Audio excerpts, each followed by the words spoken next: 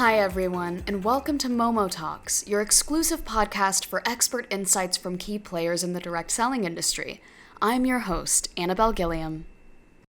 Hey, everybody, and welcome to MomoTalks. I'm your host, Anabelle, and today I'm here with Erin Barta, General Counsel and Corporate Secretary at Mannatech. Erin, it's so nice to have you. Thank you for having me. It's great to be here.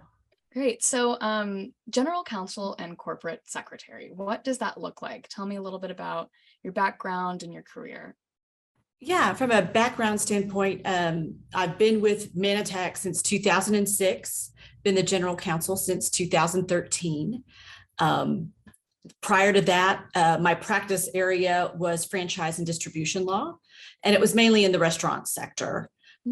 So there are a lot of parallels between franchising and direct selling. So it was a reasonable transition. It took a little time to get up to speed on all things direct selling and multi-level marketing, but I really just enjoy the opportunities that this channel affords people to be entrepreneurial, to build their own business. And I just really enjoy the model.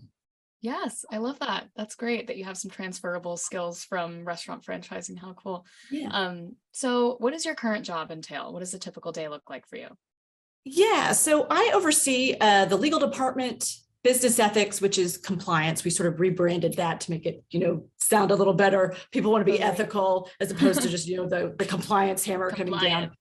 Yeah, compliance, right? I love that. And then I'm also over regulatory affairs. And so all three of those departments stay pretty busy. We support 25 markets. And we do have counterparts in the other markets that we liaise with from both an RA perspective and a compliance perspective. We also, as general counsel, we support my team in legal. We support the board of directors. And so we work with the chairman of the board and the committee chairs on setting the agendas, drafting minutes, making sure that the directors have what they need prior to meetings. And then Mannatech is a publicly traded company. We're a small cap public company traded on NASDAQ. And so I work really closely with our financial reporting team as well. That sounds really interesting. Yeah, it seems like a lot of running around, but kind of wearing a lot of hats. Yeah, but that makes it exciting, right? Every day's different. So it's never a dull moment. Definitely. So what do you see as some goals for your company, or rather your department's future? I think from a company standpoint, we're looking to make things simpler, right? Simplify the business. And I think from an associate perspective is, what digital tools can we leverage and roll out to them that makes it easier for them to reach prospective customers, prospective distributors, we call them associates at Mannatech, prospective associates. What can we do to make it easier for them to do the business, right? Are there things we can do within our customer care team, right? We have a really great program called the CARE program that when there's downtime in the call center, we have reps that reach out to associates and say, hey, you know what, you've got some folks in your downline that have not ordered in a while. And, you may want to, that may be somebody you want to contact, right? Just to help them see where their business is and provide that value add service, right? Again, helping to make the business easier. And then on the employee side, the same thing, right? We want to take out the rocks and the roadblocks. And is that maybe simplifying some of our existing processes? Are there steps that maybe we can remove that aren't going to interrupt, quality? Are we going to be able to put out compelling materials? Are we still going to be able to put out compliant materials in a more streamlined way? So we're always looking at how we can improve processes. Yeah, that's really interesting. I like how you mentioned how the associates, when their lives are simplified, it kind of simplifies the entire process as a whole. And I think that's a good point, is that the field is the bread and butter of any direct selling company.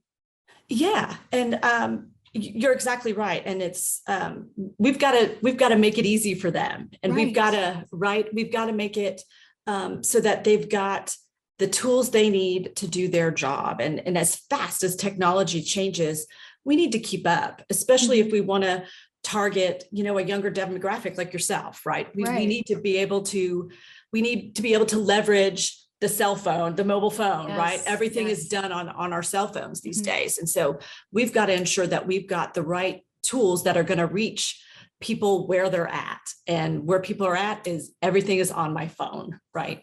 Absolutely. And I think that's really key, to have digital assets within the app, easier ways for people to sign up and engage with prospective customers or prospective associates, right? And make it easier to do the business. Yeah, that's what a lot of guests have mentioned, is keeping your finger on the pulse of kind of like where technology is going, what user generated content is starting to look like, and it all moves so fast that it's just requires multiple hands. Exactly. Yeah. So, kind of on that tip, how do you view the current state of the direct selling industry with things changing all over the place? Yeah. So I think, the current state, I think we are still in I don't want to say limbo, but all of us are waiting to see what happens with Neora, right? Yeah. I think that's going to dictate some changes and see how, what this ruling is. But I think we can still adapt to certain things, right? We've got, agreed orders. We've got ways to read the proverbial tea leaves out there of what the FTC is going to, be looking at, especially if you've got the nice love letters, right? From them. So, we do know what they're looking at. I think the other challenge too, and again, this goes into, at least for our company, attracting a younger demographic and making ourselves compelling to a younger demographic is how do we take the advantages that the gig opportunity offers and translate that into direct selling. My boss, Al Bala, he talks about direct selling as the initial gig, like the first gig, right? It's true. Yeah. And, so how do we meet people where they are today, right? So there are people who want to make just a few, maybe it's a few $100 initially a month, just to have some supplemental income, right? Meet them where they're at. Again, make it easy, everything from, immediate gratification with pay quicker, right? Or paying fast. As soon as the sale happens, there's something in your bank account, right? Right. Is it also, again, the ease of everything being contained on your cell phone and in your app, right? You can monitor your business. You can send out compelling materials to somebody who might be interested in doing the business, right? So again, to me, it's about meeting people where they're at today, right? And I think also, the affiliate world, is really enticing, right? There's a lot going on there. And that's been a subject that a lot of direct selling companies have either adapted to within their compensation structure, or recently in June, we did a soft launch of another company called Trulu. And we view that company as an innovation hub for both products and for how the business model may evolve, right? So it's somewhat of a hybrid. We're calling it a hybrid affiliate program. There are some elements where you can earn based on someone's sales that happen below you, that you've brought into the business. But it's also very simple. You get a link and you can post on social media, whichever platform you prefer, whichever is easy for you. And again, it's for someone to do the business when and where they can, right? And again, I'm going to say it again, it's about meeting people where they're at today.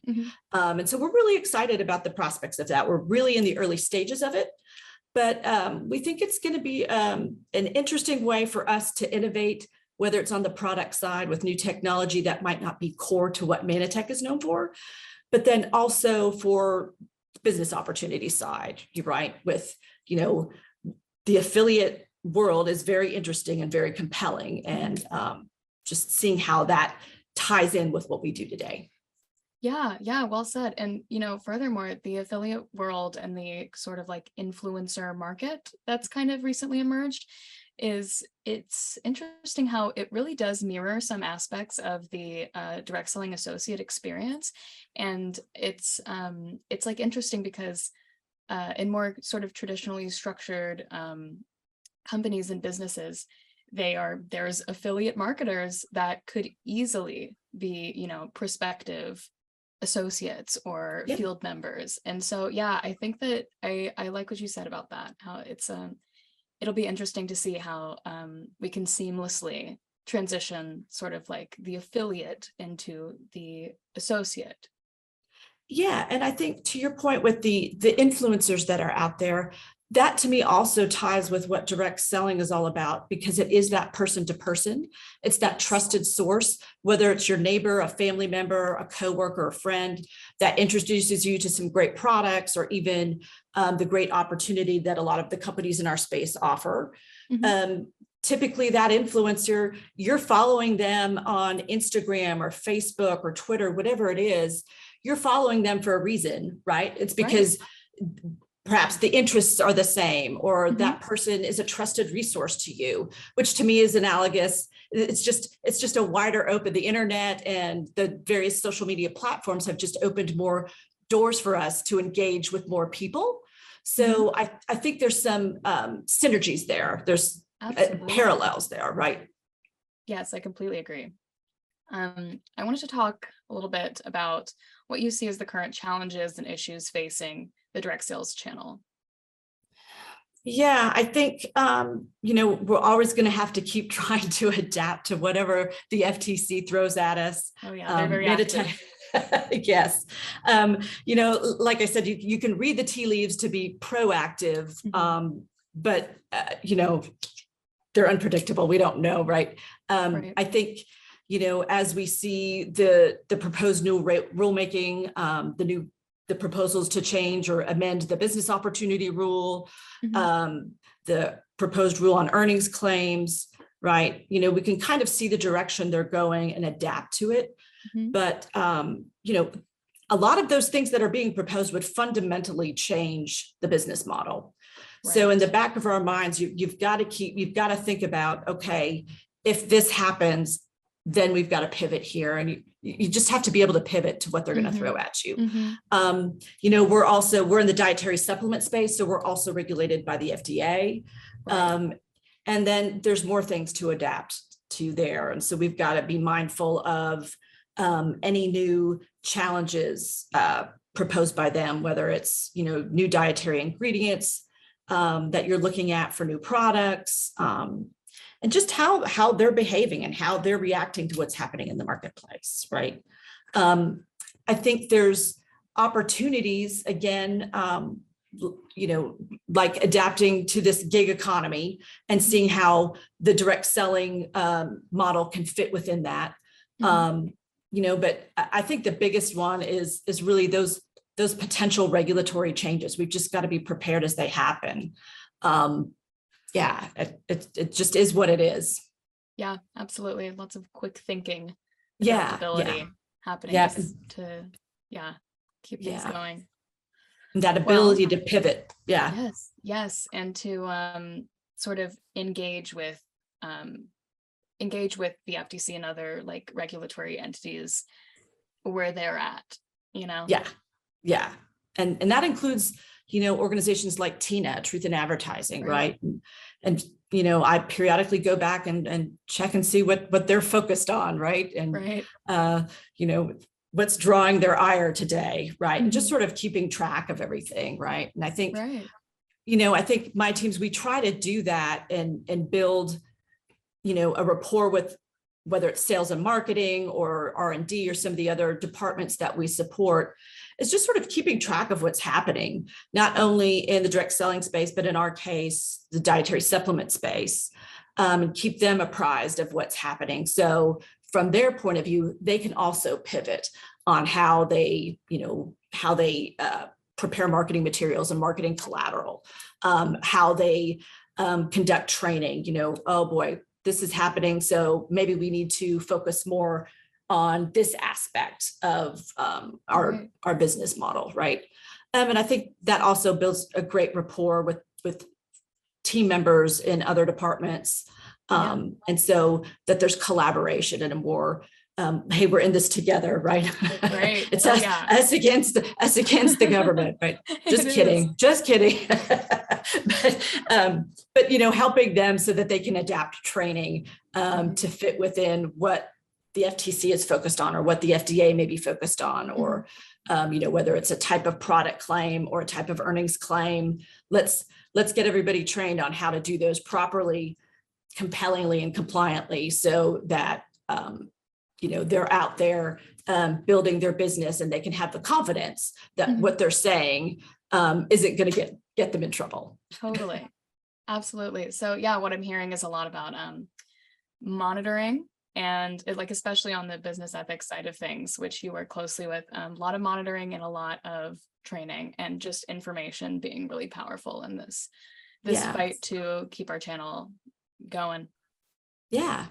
It's a great business model. It's a great channel, and it's genius. And it affords people opportunities that they may not otherwise have. So I'm a big proponent of it. Absolutely. Well, I wanted to switch gears before I let you go and ask a little bit about the Mission 5 Million Foundation, which Mannatech has partnered with charitably. Why don't you tell me a little bit about that? Yeah, so it's a nonprofit organization. M5M, it stands for Mission 5 Million. It started out, we wanted to get nutrition to 5 million children. We've surpassed that. But great. Yeah, so it's a great organization. I get really excited talking about it. Good. Yeah, and the organization works with other nonprofits. One of them is Kids Around the World. Kids Around the World, they put together meal kits. And what we do is we add Phyto Blend powder, which has vitamins, minerals, that content. We add a little packet of it so that the caregivers at orphanages or feeding programs, they could dump the Phyto Blend powder in with the meal kit, and it just supports the nutritional content of those meals. It's the heart of Mannatech, right? Is right. Wanting to share the great technology that we have, and ensuring that, some of the most vulnerable people can experience the benefit of that great nutrition. Mm-hmm. Yeah, absolutely. Yeah. And so far this year, we've donated over 8 million servings in 2023. That's amazing. Yeah. Oh my gosh. Wow. Yeah. It goes to show that, it also is good from a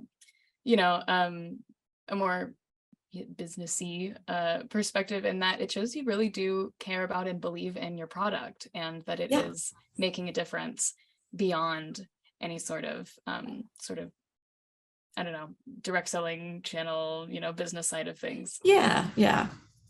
Cool. It's a softer side. Yeah, the softer side of Mannatech. You guys are right here first. Well, thank you so much for coming on, Erin. It's been a pleasure. Thanks for sharing your thoughts with all of us, and we hope to see you again soon. Yeah, thank you so much. This was great. I really enjoyed it, and thank you for thinking of me.